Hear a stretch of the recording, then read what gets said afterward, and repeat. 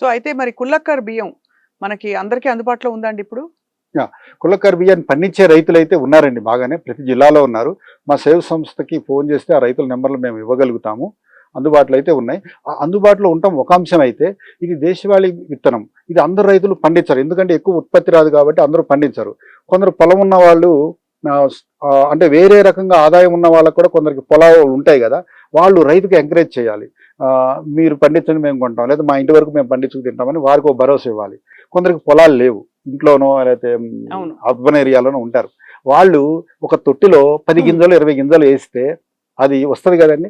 ఆ గింజని ప్రతి సంవత్సరం వాళ్ళు 6 ఏళ్ళు పాటేసినా వాళ్ళు ఈ విధానానికి కంట్రిబ్యూట్ చేసిన వాళ్ళు అవుతారు. అంటే బేసిక్ గా విత్తనం అయినా పోకుండా ఉండాలి, విత్తనం ఎప్పటికీ ఉనికిలో ఉండాలి. విత్తనమే అవును. కుల్లక్కర్ రుచి ఎలా ఉంటుందండి? దీని రంగు రుచి కూడా బాగుంటుందండి. దేశవాళీ విత్తనాలన్నీ నిజంగా అన్ని రుచిగా ఉంటాయండి. అయితే వండే విధానాన్ని మనం ఆలోచించాలి. ఎసర పెట్టి వండడం, ఈ ఎసర పెట్టి వండడం అనేది బియ్యాన్ని నానబెట్టుకుని మనం ముందుగా కనీసం కుల్లక్కర్ విషయంలో 2-3 గంటలైనా సరిపోతుంది. నీళ్లు మరుగు వచ్చిన తర్వాత నానిన బియ్యం అందులో వేస్తే ఏమవుతుందంటే పేలాలు ఎలా పగులుతాయి, పాపప్ అవుతాయి. అలా ఈ నానిన బియ్యం వేడిలో పెరిగేసరికి దానిపైన టెక్స్చర్ బ్రేక్ అయ్యి పిండి పదార్థం ఎక్స్పోజ్ అవుతుంది. సో దీనికి మన కూరలోని గుజ్జు కావచ్చు, మజ్జిగ కావచ్చు అన్ని చక్కగా పట్టుకొని పంటి కింద నలుగుతున్నప్పుడు రుచి అనిపిస్తుంది, ఆ రుచిని ఆస్వాదిస్తారు. అసలు ఇంత తీరిగ్గా భోజనం చేసుకోవచ్చు మీరు చెప్తుంటేనే అసలు ఎంత బాగుందో, చక్కగా ఆస్వాదించవచ్చు. అయితే కుల్లక్కర్ బియ్యం గ్లైసెమిక్ ఇండెక్స్ ఏ విధంగా ఉంటుందండి? ఇది మిగతా మన మామూలుగా తెల్ల బియ్యం, సన్న బియ్యం కంటే కూడా తక్కువేనండి? ఇది గ్లైసెమిక్ ఇండెక్స్ దీనికి తక్కువగానే ఉంటుందండి. అయితే ఇది ఎలా గమనించవచ్చు అంటే, మా దగ్గర అన్ని టెస్టిమోనియల్ ఎవిడెన్స్, సైంటిఫిక్గా మేమైతే ల్యాబ్స్లో చేయలేదు. టెస్టిమోనియల్ ఎవిడెన్స్ అందరూ చెప్పిన దాని డేటా ప్రకారం పొద్దున్న ఇప్పుడు అందరూ తింటాం కదా అన్నం, తిన్నప్పుడు వీటితో అన్నం తిన్నప్పుడు ఒక 4-5 గంటల వరకు మళ్ళీ వెంటనే ఆకలి కాదు. చక్కగా పొద్దున్నే మీల్స్ చేయడం చాలా ఉపయోగం, టిఫిన్స్ బదులు. అది చాలా రోగాలకి కంట్రోల్ అవుతుంది. కనీసం పొద్దున్నే ఫుల్ మీల్స్ చేయడం, కూర వండడం కుదరకపోతే ముందు రోజు రాత్రి అన్నం వండి అన్నాన్ని నీళ్ళలో నానబెట్టి ఆ అన్నాన్ని పొద్దున్న మజ్జిగతో తిన్నా దట్ ఈస్ గుడ్ బ్రేక్ఫాస్ట్ అండి. అలాగా క్రియేటివ్ గా దోశలు కూడా వేసుకోవచ్చు బియ్యాలు? ఖచ్చితంగా అండి, దోశలు చాలా బాగా వస్తాయండి. దిబ్బరొట్టు వేసుకోవచ్చు. ఎదిగే ఆడపిల్లలు ఉంటే సాయంత్రం వాళ్ళ స్కూల్ నుంచి వచ్చే టైంకి చక్కగా పొట్టు మినపప్పు దీంతో చక్కగా దిబ్బరొట్టు కూడా వారంలో 2 సార్లు చక్కగా వేసుకోవచ్చు. అన్ని పోషకాలు అక్కడే వచ్చేసాయి కదండి. పొట్టు మినపప్పులో ఎంత పోషకాలు ఉన్నాయండి అసలు. ఇవన్నీ మనం ఎందుకు ఇంత దూరం అయిపోయాం సురేంద్ర గారు? మామూలుగా ఇది పాత పద్ధతుల నుంచి ఇప్పుడు ఎంతో వెనక, పాతకాలం విషయం కూడా కాదు, చిన్నప్పుడు విషయాలు అంటే ఇప్పుడు ఒక 20 ఏళ్ల 25 ఏళ్ల క్రితం ఉండే విషయాలు కూడా ఇప్పుడు పూర్తిగా ఈ జనరేషన్ లో కనుమరుగైపోతున్నాయి. దశాబ్ద కాలంలో మార్పు వచ్చేసింది బాగా. అవునండి, దీన్ని నేను అనుకోవడం పనిలో సౌలభ్యత అనేది అన్ని తెచ్చుకున్నాను. టెక్నాలజీ అనేది మనకి తక్కువ సమయంలో ఎక్కువ పని చేయడానికి అవకాశం ఉందండి. అలాగే తక్కువ ఖర్చుతో ఎక్కువ పని చేయడానికి అవకాశాన్ని ఇస్తుంది. అక్కడ వరకే టెక్నాలజీ కానీ ఏదైనా ఇవ్వగలదు. మిగతా హ్యూమన్ రిలేషన్స్ లో అవి అప్లై కాదు కదండి. సమయం ఇవ్వడం అనేది అవసరమే. అంటే ముఖ్యంగా తల్లిదండ్రులుగా చూస్తే వంట అనేది ఈ రోజు ఆడవాళ్ళే ఉండాల్సిన అవసరం లేదు, మగవాళ్ళు ఉండాలి. మగ పిల్లవాడికి నేర్పాలి.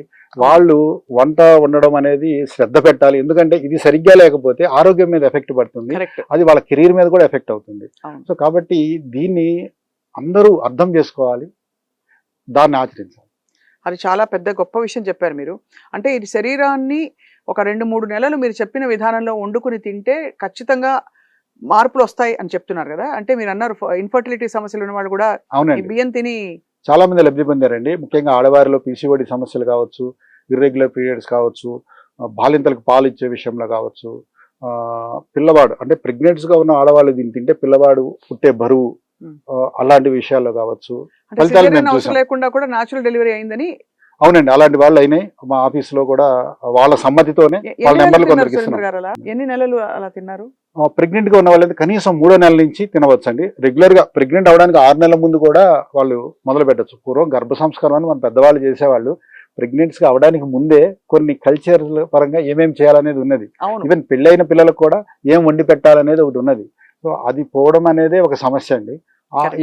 ఏవేవి దాంట్లో మినరల్స్ ఎక్కువ ఉంటాయో ఆ మినరల్స్ ఉన్న బియ్యాన్ని వాళ్ళు వంటలుగా పిండి పదార్థాలుగా చేసి పెట్టేవాళ్ళు. ముఖ్యంగా అబ్బాయిల విషయంలో మా పిల్లై సాంబా అని ఒక బియ్యం ఉన్నది, దేశవాళీ బియ్యం. దాన్ని మేము ల్యాబ్ టెస్ట్ కూడా చేయించాం. దాంట్లో ఉన్న డిఫరెన్స్ ఏంటంటే మిగతా బియ్యాల కంటే దీంట్లో మినరల్ కాంటెంట్ ఎక్కువ ఉన్నది. ఈ మినరల్సే లోపం ఉంది ఈరోజు ఆహారంలో. సో అది తిన్నప్పుడు వాళ్ళకి బాగుంటుంది. సో పూర్వము పెళ్ళి అవ్వడానికి ముందు నుంచే అబ్బాయికి అది పెట్టేవాళ్ళండి. సో ఆ విధంగా వాళ్ళకి ఫర్టిలిటీ బాగుండేది. అవును, చాలా మంచి మాట చెప్పారు. ఇదివరకు ఇప్పుడు ఇన్ఫర్టిలిటీ సమస్యలు విపరీతంగా పెరిగిపోయి మనకి ఐవీఎఫ్ సెంటర్లు ఎక్కడ పడితే అక్కడ. కానీ ఈ దేశవాళీ బియ్యం తినడం, అలవాట్లు, ఆహారపు అలవాట్లు మార్చుకోవడం వల్ల ఖచ్చితంగా కొంత సహజ సిద్ధంగానే కరెక్ట్ అయిపోతున్నది అంతా అని చెప్తున్నారు.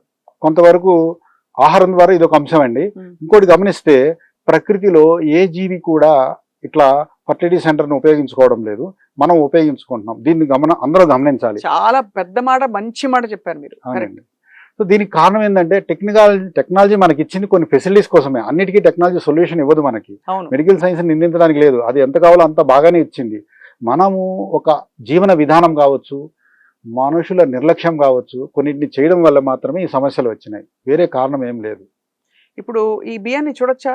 చూడవచ్చండి, ఖచ్చితంగా. నేను తీసుకొచ్చాను శాంపుల్. ఇది ఎర్ర రంగులో ఉండే ఒక బియ్యం అండి. ఆహా.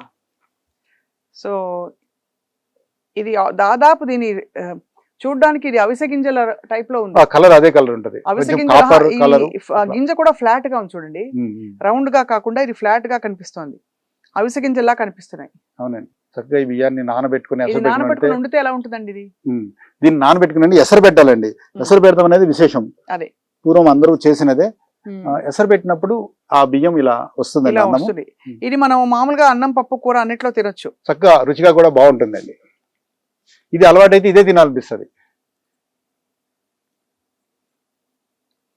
మీరు ఏదో స్టూడియోకి వచ్చారని నేను ముఖస్తుతికి చెప్పట్లేదండి. ఏమీ లేకుండా ఉత్త అన్నం నోట్లో వేసుకుంటే కూడా 4 మెతులు ఎంత రుచిగా ఉందంటే. అంతే కదండి. అంటే ముందు అసలు పంటకి తెలుస్తోంది. అదండి. ఇప్పుడు ఏం తింటున్నావు, నవ్వులుతున్నావు, దానికి ఒక క్యారెక్టర్ ఉందని అర్థం అవుతుంది. ఖచ్చితంగా సాలిడ్నెస్ అనేది ఇందులో ఉంటది. అంటే ఇది అలవాటు వేరే తింటే తప్ప బియ్యం ఏదో తింటారని అలా అనిపిస్తుంది అండి, ఫీలింగ్, మౌత్ ఫీలింగ్. సో ఇలా దేశవాళీ బియ్యాలు ఏదైనా నానబెట్టుకోవడం, ఎసరు పెట్టుకోవడం, వండి చేస్తే రుచిగా ఉంటది, ఆరోగ్యము. స్థానికంగా అవి పండుతాయి కాబట్టి అవి పండించే రైతులకి ఆదాయము, ఉపాధి. పేదవాడి పక్షాన నిలబడతా, ప్రజా గొంతుకై నినదిస్తా. వాయిస్ ఆఫ్ వాయిస్లెస్, తెలుగువారి మనస్సాక్షి, సాక్షి టీవీ. సాక్షి టీవీ ప్రసారాల కోసం మీ స్థానిక కేబుల్ ఆపరేటర్ను వెంటనే సంప్రదించండి.